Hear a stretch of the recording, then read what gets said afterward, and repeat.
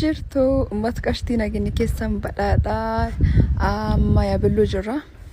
Soo jaarsummaa yeroo ergatanu maal akka fakkaatu. Qaqqabuu godina Booranaa magaalaa Yaabelloo jirra. Mana maskiifaatti intala isaanii kabajaa akkanaa kennanii fi kabajaa maatii isaatti jaarsummaa ergeenii. Jirtu uummata qashtii nageenyi keessan badhaadhaa amma yaabelloo jirra.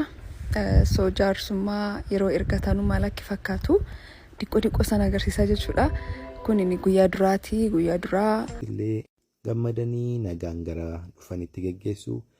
Amma akkuma argaa jirtanii lubbuun jaarsolii uffata nagaa dhaamaa jirti.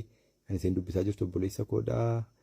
Itti aansuun jaarsolii jiran hundumaatti nagaa erga dhaamteen booddee milkoofni gara biyyaatti.